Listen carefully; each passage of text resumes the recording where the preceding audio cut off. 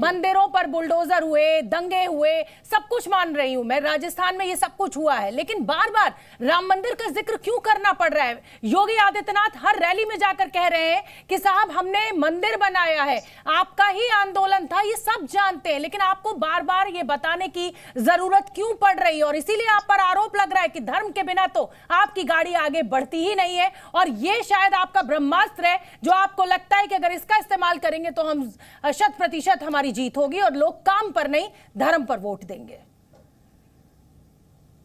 देखिए शोभना जी, हमसे ही सवाल पूछा जाता था मंदिर वही बनाओगे लेकिन तारीख नहीं बताओगे, और सौभाग्य है मेरा कि मैं उस तारीख के साक्षी रहूंगी जब 22 जनवरी को राम मंदिर बनेगा। और क्यों ना अपने लोगों के बीच में इस बात को शेयर किया जाए, इस बात को बताया जाए जिसका 500 साल से हम लोगों ने इंतजार किया, और हमारे लिए निश्चित तौर पे एक ऐतिहासिक दिन होगा। लेकिन जिस तरह से अभय जी ने शायद मेरी बात पूरी नहीं सुनी, आपने जब मुझसे सवाल पूछा तो मैंने शुरुआत तुष्टीकरण से नहीं की, मैंने और भी चीजें बताई। महिला अपराध के बारे में कुछ भी नहीं कहेंगे अभय दुबे जी, क्योंकि इनकी 7 गारंटीज के अंदर महिला सुरक्षा है ही नहीं, इनके एजेंडे में है ही नहीं कि राजस्थान के अंदर महिला कैसे सुरक्षित हो जाए। अब जो पॉइंट इन्होंने बताया, क्योंकि अभय दुबे जी बाहर से आते हैं, मैं राजस्थान से आती हूं, तो मैंने तो इस भूमि में झेला है 5 साल, हमने देखा है किस तरह से सरकार का जो काम है वो खराब रहा। महंगाई राहत कैंप की बात कर रहे थे शोभना जी, अभी महंगाई राहत कैंप इन्होंने जून के महीने से लगाया, उस महीने से लेकर के अब तक अक्टूबर तक आप देख लीजिए, हर महीने के अंदर नेशनल एवरेज से 2% ज्यादा महंगाई दर राजस्थान में है। मैं पिछले महीने की बता देती हूं आपको, नेशनल एवरेज 4.87% है और राजस्थान की 6.25% है। यानी महंगाई राहत कैंप के बावजूद भी सबसे महंगा डीजल, पेट्रोल, बिजली इतनी ज्यादा महंगी हमारे यहां है कि हमारे यहां महंगाई कम हो ही नहीं सकती। 200 यूनिट बिजली फ्री की बात कर रहे थे। एक न्यूज में आपको दिखाना चाहती हूं, इसके अंदर लिखा है कि 500 रुपए की छूट देकर के 5000 तक का अलग अलग मदों में जो पैसा लगा करके लोगों से वसूला गया, वो हमारे कांग्रेस पार्टी की सरकार राजस्थान की ही रही। जिस तरह से 200 यूनिट बिजली फ्री की बात की, लेकिन गांवों में, कस्बों में लगातार आपको लोड शेडिंग नजर आएगी, बिजली की कटौती लगातार हुई। किसानों के समर्थन मूल्य की बात ये कर रहे थे, लेकिन बाजरा एक मुख्य फसल है राजस्थान का, जिसको कि एमएसपी पे पिछले 5 साल में कांग्रेस ने कभी नहीं खरीदा। हमारे लोगों ने, हमारे किसानों ने हरियाणा में जाकर के एमएसपी पर इसको बेचा। जो एमएसपी 2350 रुपए थी, वो राजस्थान के अंदर बेचने पर 1300 रुपए ही में ही बिक्री हुई, लेकिन इस सरकार ने उस पर कोई भी काम नहीं किया। और जिस तरह से कन्हैया लाल के बारे में कह रहे हैं, मैं इनको एक अपडेट कर दूं, कन्हैया लाल के साथ में जो लोगों की तस्वीरें हैं, इनकी रिपोर्ट थी, राजस्थान के जो इनकी खुफिया एजेंसी है उनकी रिपोर्ट थी कि वो लोग पाकिस्तान से ट्रेनिंग लेकर आए थे और उनसे कहा गया था कि आप जो बीजेपी के लोग हैं उनके साथ फोटो खिंचवाइए, क्योंकि ये ऐसे लोग हैं कि इनके साथ रहने से उन पे कोई शक नहीं करेगा। कन्हैया लाल के गले कटने से पहले उसने जाके पुलिस में रिपोर्ट दर्ज कराई थी, लेकिन यहाँ की नकारा निकम्मा पुलिस ने उस पर कोई काम नहीं किया, कोई कार्रवाई नहीं की। इसीलिए कन्हैया लाल को अपनी बात छोटी अभय, उसमें कह दीजिएगा, दानिश कुरैशी साहब भी जुड़ चुके हैं, मैं संगीत रागी का रुख करूंगी। अभय दुबे जल्दी से अपनी बात खत्म कीजिए आप जी। चलिए, मैं बधाई देता हूं राखी जी को कि एक सच तो केंद्र सरकार के खिलाफ इन्होंने खुद राष्ट्रीय चैनल पर स्वीकार लिया। साहब, डीसीपी स्टेट है राजस्थान, केंद्र की सरकार का अधिकार है प्रोक्योरमेंट। अगर आप कह रहे हैं कि राजस्थान की सरकार ने नहीं खरीदा, तो इसका आशा है कि वो केंद्र की सरकार ने नहीं खरीदा, वो मैंडेट राजस्थान वो केंद्र ने। देखिए, मैं बीच में नहीं बोलता हूँ शोभना जी, मैं बिल्कुल बीच में नहीं बोलता हूँ, मैं बिल्कुल बीच में नहीं बोलता हूँ। केंद्र प्रोक्योरमेंट जो है वो केंद्र सरकार का काम है, लेकिन मैं किशन भारवाड़ का जिक्र यहाँ जरूर करना चाहता हूँ। कन्हैया लाल जी की तरह गुजरात के अहमदाबाद में किशन भारवाड़ की गला काट कर हत्या की, उसने पुलिस को रिपोर्ट कराई कि मेरी इसी प्रकार हत्या की जाने वाली है, पुलिस ने उसको जेल में डाल दिया। उसकी बच्ची जब पैदा हुई वो चेहरा देखना चाहता था, जमानत लेकर जेल से आया तो उसका गला काट दिया 2000। चलिए, यहाँ मुद्दा कुछ और है अभय दुबे जी, यहाँ मुद्दा कुछ और है। यहाँ मुद्दा ये है कि क्या धर्म की नाव पर बैठ के चुनावी नैया पार होगी? संगीत रागी, लगातार काम देखिए, दोनों ही दल के प्रवक्ता मेरे साथ बैठे हुए हैं और अपने अपनी जो शिकायतें हैं, चाहे सत्ता पक्ष हो चाहे विपक्ष हो, गिनाई जा रही हैं। कामों का भी बखान किया जा रहा है दोनों ही दलों के द्वारा। लेकिन मेरा सवाल इससे इतर यह है कि क्या धर्म की नैया पर ही बैठकर चुनाव की जो नैया है, चुनाव की नैया किनारे लगेगी? क्योंकि लगातार बीजेपी के तमाम नेता जो है वो राम मंदिर का जिक्र कर रहे हैं, किस तरीके से ड्रिल मशीन चला दी गई, किस तरीके से मंदिर गिरा दिया गया, सब कुछ जिक्र हो रहा है। आज खुद प्रधानमंत्री नरेंद्र मोदी मथुरा पहुंच रहे हैं, मीरा के जन्मोत्सव पर, जो राजस्थान के मेवाड़ से आती हैं। देखिए शोभना जी, जब भी हम विकास की बात करते हैं तो विकास में सिर्फ हमारा आर्थिक विकास नहीं, हमारा आध्यात्मिक उन्नयन भी हमारे विकास का उतना ही अवश्यंभावी हिस्सा है। और गांधी जी के भारत में आध्यात्मिक चीज़ों के लिए, अपने पौराणिक चीज़ों के लिए, अपने धरोहरों के लिए बात करना कोई धार्मिक मोबिलाइजेशन नहीं है। और वैसे भी राम और कृष्ण और शिव की भूमि का उद्धार, और वो भी आक्रांताओं के द्वारा मंदिर तोड़े जाने के बाद उनके उद्धार की बात करना कहीं से धर्म की राजनीति नहीं है। ये तो अपने संस्कृति को फिर से ग्रहित करने की बात है। दूसरी बात, मैं ये मानता हूँ बहुत अच्छा बात किया है कि प्रधानमंत्री जी आज ब्रजभूमि में गए हैं, और प्रधानमंत्री जी बहुत अच्छे तरीके से जानते हैं कि हमको अपना राजनीतिक संप्रेषण कैसे करना चाहिए। वो अच्छी तरीके, आप इसे चुनाव में, कौन मना करता था कि राहुल गांधी ब्रज नहीं चले जाएं? राहुल गांधी चले जाते हैं। श्रीमती सोनिया गांधी जी के लिए उनको किसने रोका था? वो भी ब्रज चले जाते हैं। यदि उनको इतना ही ऐसा लग रहा था, क्योंकि देखिए ऐसा क्यों नहीं होता है, क्योंकि ऐसी बातें, भारत के आध्यात्मिक सांस्कृतिक पुनरुत्थान की बात कांग्रेस के लिए एजेंडा पर है ही नहीं।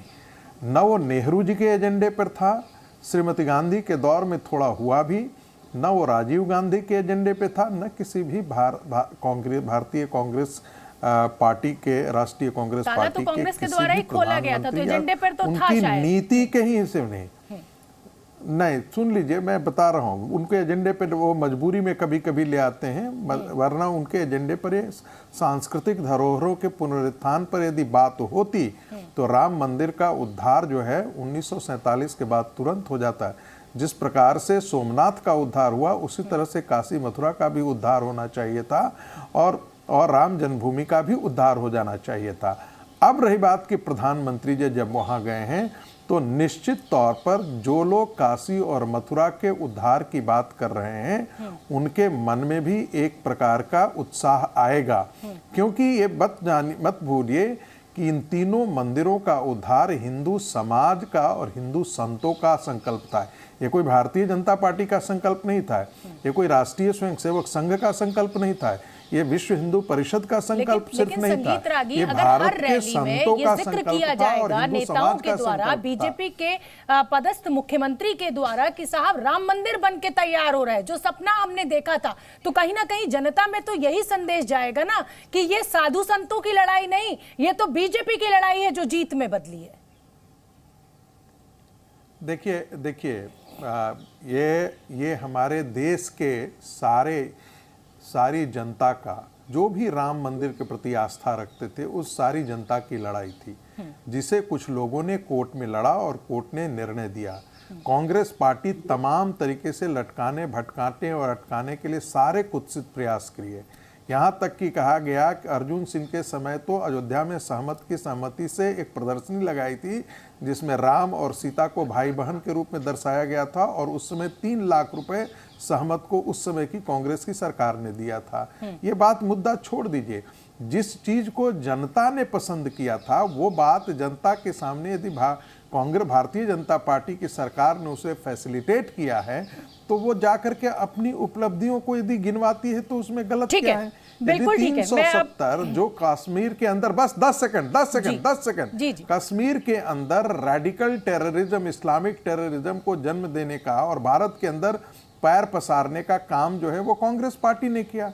अब उसको यदि भारतीय जनता पार्टी की सरकार प्रदेशों में कुचलती है और 370 खत्म करती है, तो ऐसी उपलब्धियों का बखान जनता के सामने भारतीय जनता पार्टी तो करेगी। बहुत बड़ा आरोप आप लगा रहे हैं, बहुत बड़ा आरोप आप कांग्रेस के ऊपर लगा रहे हैं। अभय दुबे, मैं आऊंगी आपके पास जवाब के लिए, लेकिन मेरे साथ चर्चा में 2 मेहमान और हैं और मैं उनके पास एक बार भी नहीं जा पाई हूं। पहले मैं उनकी भी राय ले लूं और उसके बाद मैं आपके पास आऊंगी। इसी जवाब के लिए संगीत रागी ने जो आरोप लगाए उसके जवाब आप दीजिएगा। प्रदीप भाटी, अगर आपने इतने काम किए हैं तो बीजेपी को ध्रुवीकरण करना है तो कीजिए, उससे क्या फर्क पड़ता है? क्या आपको अपने किए कामों पर भरोसा नहीं है? जो एक ही घिसा पिटा जिसे कहा जाए आरोप लगता रहता है कि साहब धर्म की राजनीति करते हैं, धर्म की राजनीति करते हैं।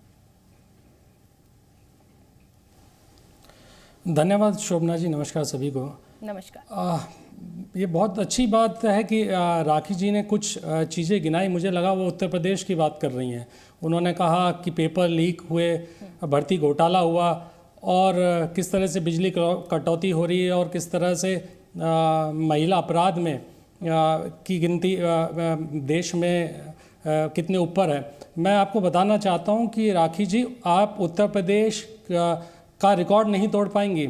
लगभग पेपर लीक 1 दर्जन पेपर लीक हो चुके हैं। भर्ती घोटाला तो ऐसा हुआ कि खुद ही अपने हिसाब से एक एजेंसी 2 एजेंसी हायर कर ली जाती है और अपने मंत्री संतरी पुत्रियों को सारी भर्तियां सारे वैकेंसीज भर दी जाती है। ऐसा घोटाला आपने उत्तर प्रदेश में जो किया वो कहीं और प्रदेश में आपको नज़र नहीं आया होगा।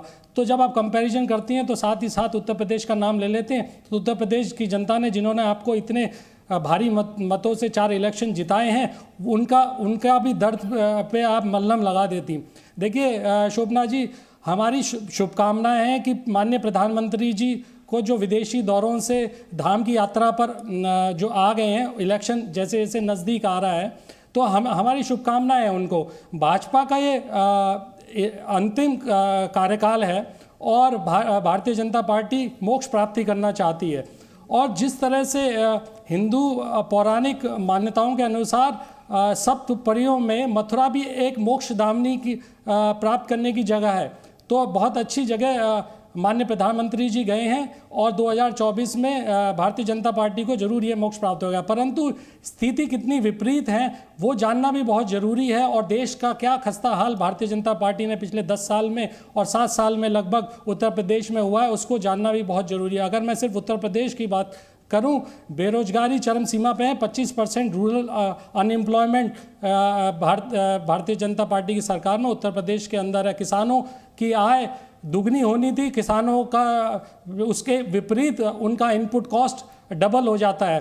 40 ऐसी वादे थे जो 2022 में मोदी सरकार को पूरे करने थे, एक वादा पूरा नहीं हुआ है। कहें तो मैं पूरी लिस्ट सुना देता हूं, जिसमें किसान की आय दुगनी से लेके 5 ट्रिलियन इकोनॉमी से लेके स्मार्ट सिटी से लेके आदर्श विलेज से लेके और ना जाने बुलेट ट्रेन से चलती हुई कहाँ गई इन्होंने सारी चीज़ें। यहाँ तक कि हम और आप वातावरण से प्रदूषित वातावरण से ग्रस्त हैं। इस एनसीआर रीजन में आपको पता है उत्तर प्रदेश मोदी सरकार ने वायु प्रदूषण के लिए भी बोल दिया था कि 2.57 PM कर देंगे 2022 तक और फॉरेस्ट कवर 21% से 31% पहुंचा देंगे। इतने झूठे लोग, इससे बड़ी झूठी सरकार मैंने आज तक अपने जीवन काल में नहीं देखी।